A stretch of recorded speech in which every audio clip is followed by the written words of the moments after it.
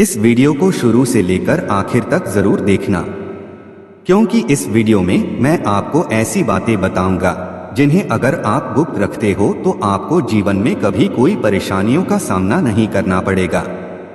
आपका जीवन हमेशा खुशहाल और सुखमय बना रहेगा। तो आइए जानते हैं कौन सी है वह बातें। वीडियो में आगे बढ़ने से पहले आपसे एक निवेदन है, अगर आपको वीडियो अच्छी लगे तो वीडियो को लाइक और चैनल को सब्सक्राइब जरूर कर देना। नंबर 1, अगर मन में कोई दुख हो तो वह कभी भी किसी के सामने अभिव्यक्त नहीं करना चाहिए, क्योंकि संसार में सच्चे हितैषी बहुत कम होते हैं। संभव है कि वह व्यक्ति पीछे से उन्हीं दुखों के आधार पर व्यक्ति का मजाक उड़ाए। इससे दुखी मनुष्य का दुख और बढ़ सकता है। जहां तक संभव हो ऐसी बातें सार्वजनिक नहीं करनी चाहिए। नंबर 2, पुरुष को अपने घर की बातें सबको नहीं बतानी चाहिए। विशेष रूप से अपनी पत्नी के चरित्र पर दूसरों के सामने कोई टिप्पणी नहीं करनी चाहिए। ऐसा करने वाले पुरुष की प्रतिष्ठा, सम्मान का नाश होता है। भविष्य में उसे कई समस्याओं का सामना करना पड़ सकता है। नंबर 3, कहा जाता है कि ज्ञानी वही है जो मान और अपमान में सदैव समान रहे, लेकिन ऐसा कर पाना बहुत कठिन होता है। आचार्य चाणक्य ने कहा है कि जीवन में मिला अपमान दूसरों के सामने कभी चर्चा का विषय नहीं बनाना चाहिए। हो सकता है कि आप ऐसा कर अपने मन की बात कहना चाहते हो, परंतु अगर सुनने वाला व्यक्ति दूसरों को इसके बारे में बता दे तो इससे अपमान में वृद्धि हो जाती है। इसलिए अपमान से जुड़ी घटना कभी किसी को नहीं बतानी चाहिए। नंबर 4, अगर धन की हानि हो जाए तो इसके बारे में हर किसी को नहीं बताना चाहिए। इससे मनुष्य की प्रतिष्ठा नष्ट होती है और लोग उसका सम्मान करना बंद कर देते हैं। नंबर 5, हर इंसान के अंदर किसी न किसी बात की कसक जरूर होती है, फिर वह चाहे उसकी नौकरी से जुड़ी हो या परिवार से। कई बार वह अंदर से बीमार भी होता है।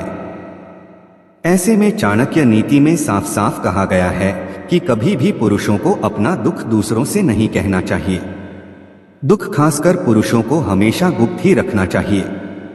नंबर 6, पुरुष दिन रात मेहनत करके अपने और परिवार के लिए धन इकट्ठा करते हैं, लेकिन अक्सर अपनी बेवकूफियों की वजह से उसे खो भी देते हैं। कई बार तो पुरुष अपनी गंदी आदतों, दारू जुआ की वजह से भी अपना धन नष्ट कर देते हैं। चाणक्य नीति के मुताबिक धन पुरुष की ताकत होता है। धन के नष्ट होते ही पुरुषों का समाज में सम्मान खत्म होने लगता है। इसलिए धन को सदैव गुप्त रखना चाहिए। नंबर 7, किसी भी स्त्री पुरुष को अपनी आयु के बारे में कभी भी किसी से बात नहीं करनी चाहिए। कोई कितना भी आपसे आपकी आयु के बारे में पूछे, लेकिन कभी भी आपको अपनी आयु की सटीक जानकारी किसी को नहीं देनी चाहिए। नंबर 8, अधिकांश परिवारों में अक्सर छोटे मोटे वाद विवाद होते रहते हैं, मगर आपसी झगड़े घर के बाहर किसी को भी नहीं बताने चाहिए। ऐसा करने पर समाज में परिवार की प्रतिष्ठा कम होती है। परिवार का अहित चाहने वाले लोग हमारे आपसी झगड़े से लाभ उठा सकते हैं। नंबर 9, गुरु द्वारा दिए गए मंत्र को गुप्त रखना चाहिए। गुरु मंत्र तब ही सिद्ध होते हैं जब इन्हें गुप्त रखा जाता है। मंत्रों को गुप्त रखने पर जल्दी ही शुभ फल प्राप्त होते हैं। नंबर 10, गुप्त दान का विशेष महत्व बताया गया है। ऐसा माना जाता है कि जो लोग गुप्त रूप से दान करते हैं उन्हें अक्षय पुण्य के साथ ही देवी देवताओं की कृपा से सभी सुख सुविधाएं प्राप्त होती हैं। दूसरों को बताकर दान करने पर पुण्य प्राप्त नहीं हो पाता है।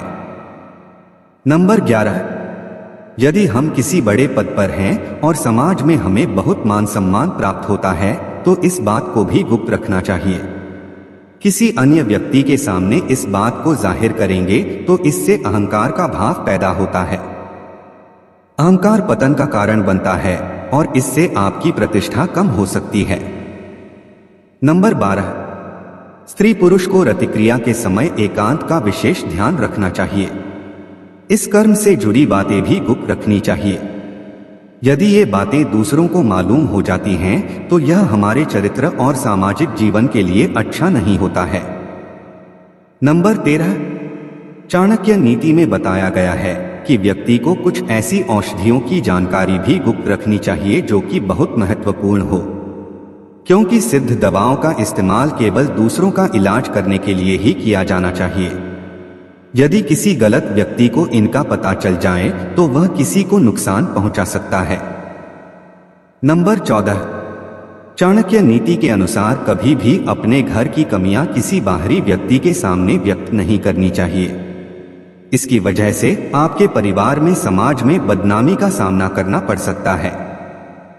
अगर आपके घर की कमियां दुश्मन को पता चल जाएं, तो वह इसका गलत फायदा उठाने में देर नहीं करेगा। मैं उम्मीद करता हूं आपको यह जानकारियां जरूर अच्छी लगी होगी। अगर अच्छी लगी हो तो वीडियो को लाइक और चैनल को सब्सक्राइब करना मत भूलना। मिलते हैं नेक्स्ट वीडियो में, तब तक के लिए जय श्री राम।